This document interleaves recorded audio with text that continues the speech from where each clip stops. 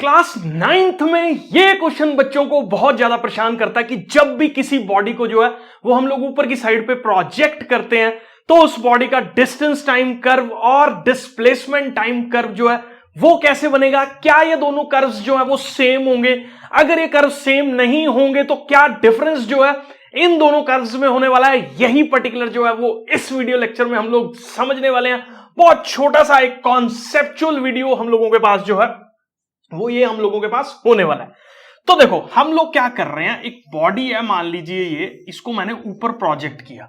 तो सबसे पहले अगर इस बॉडी के मोशन को अगर मैं अंडरस्टैंड करूंगा तो ये बॉडी दो पाथ को फॉलो करेगी। एक यहां से लेके इस टॉप तक रीच करने वाला पाथ, इस पाथ को मैं ए पाथ बोल देता हूं, और जब टॉप पे रीच करगी ये बॉडी उसके बाद ये बॉटम तक गिरने वाले पाथ को मैं बी पाथ जो है वो बोल रहा हूं। अब यहां पे क्या चीज आपको अंडरस्टैंड करनी है कि पाथ ए की अगर मैं बात करूं तो इस पर्टिकुलर सिनेरियो के अंदर वेलोसिटी जो है वो डिक्रीज कर रही है।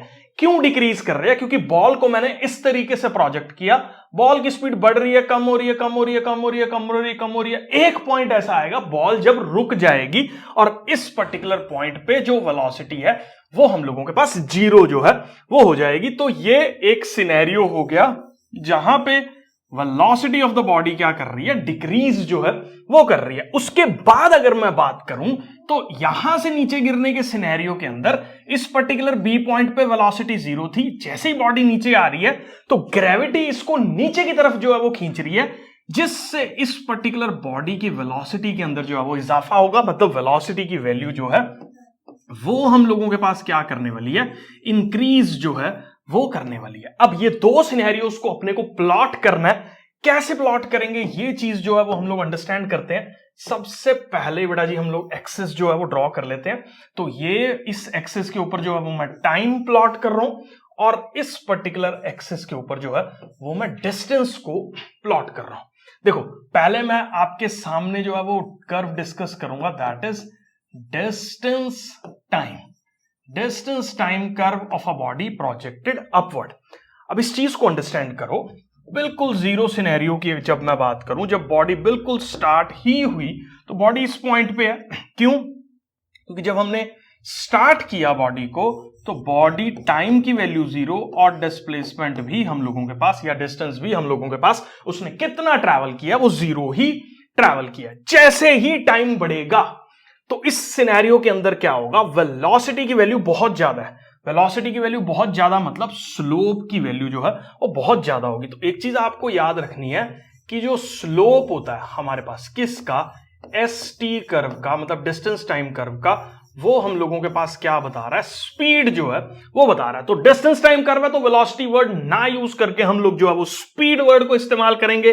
तो स्पीड, स्लोप, स्पीड बता रहा, जितनी ज्यादा स्लोप उतनी ज्यादा स्पीड जो है वो हम लोगों के पास इसके अंदर होगी। तो इनिशियली अगर आप देखो तो बॉडी जो है वो इस पॉइंट पे ओरिजिन से बहुत तेजी से निकली, लेकिन धीरे धीरे धीरे धीरे इसकी वेलोसिटी कम होगी। मतलब धीरे धीरे धीरे धीरे स्लोप जो है, देखो पहले बहुत तेज निकली थी, अब धीरे धीरे धीरे धीरे धीरे धीरे स्लोप जो है वो हम लोगों के पास क्या हो रहा है, कम हो रहा है। तो यहां पे अगर आप इस चीज को देखो तो बॉडी बहुत तेजी से निकली थी लेकिन धीरे धीरे स्लोप की वैल्यू जो है वो कम हो रही है। और एक पॉइंट ऐसा आएगा जहां पे स्लोप की वैल्यू जो है वो मेरे पास किसके बराबर हो जाएगी, जीरो के बराबर हो जाएगी। बिल्कुल ऐसे फ्लैट जो है वो बॉडी हम लोगों के पास हो जाएगी। कारण क्या है इसका? क्योंकि बॉडी जो है वो अब रुक चुकी है। इस पर्टिकुलर पॉइंट पे पहुंच के बॉडी जो है वो हम लोगों के पास रुक गई है। उसके बाद का कर्व जो है वो बच्चे यूजुअली मिस्टेक जो है वो इसके अंदर कर देते हैं। तो मैं अलग पेन से जो है वो इसको डिफरेंशिएट कर रहा हूं। यहां से कई बार गड़बड़ हो जाती है क्या कि कुछ लोग इस कर्व को जो है वो ऐसे ड्रॉ कर देते हैं, मतलब वापस आने वाला सिनेरियो जो है। क्यों? क्योंकि डिस्प्लेसमेंट टाइम कर्व जो है वो इसका ऐसे बन रहा है। उस चीज को मैं डिस्कस करूंगा अभी आप लोगों के साथ। लेकिन डिस्टेंस टाइम कर्व में क्योंकि बॉडी का टोटल डिस्टेंस कैलकुलेटेड जो है, जैसे मान लो यहां तक था मान लो 5 मीटर, उसके बाद जब ये बॉडी नीचे आना शुरू हुई तो 6, 7, 8, 9, 10 होगा, ना कि 5 के बाद 4, 3, 2, 1, 0 होगा। क्योंकि डिस्टेंस हमने निकालना है तो डिस्टेंस तो इंक्रीज ही कर रहा है। ठीक है, डिस्टेंस तो टोटल लेंथ ऑफ पाथ है, तो यहां तक पहुंचने में 5 मीटर हो गया, फिर उसके बाद नीचे गिर रही है तो 6, 7, 8, 9, 10, तो इसका मतलब इस पॉइंट से तो ज्यादा ही डिस्टेंस हम लोगों के पास होगा।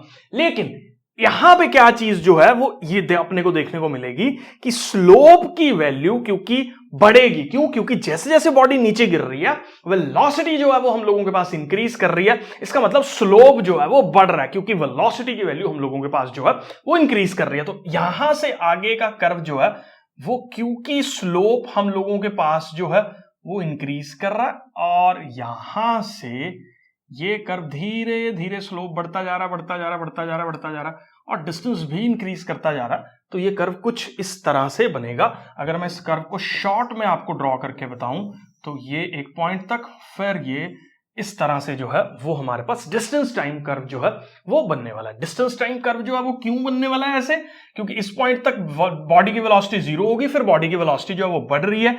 ये हम लोगों के पास डाउनफॉल है, मतलब जब बॉडी जो है वो गिर रही है, और ये हम लोगों के पास अपवर्ड मूवमेंट जो है वो डिस्टेंस टाइम की होने वाली है। मैं जूम करके चल रहा हूं बेटा जी, ये कर्व जो है वो आपको क्लियर है। इसके बाद जो है वो हम लोग क्या डिस्कस करने वाले हैं उस चीज को मैं बता रहा हूं। हम लोग डिस्प्लेसमेंट टाइम कर्व जो है वो इसी सिंपल सिनेरियो का जो है वो ड्रॉ करेंगे। तो डिस्प्लेसमेंट टाइम कर्व हम लोगों के पास जो है वो कैसे बनेगा, इस चीज को भी आप अंडरस्टैंड कर लो।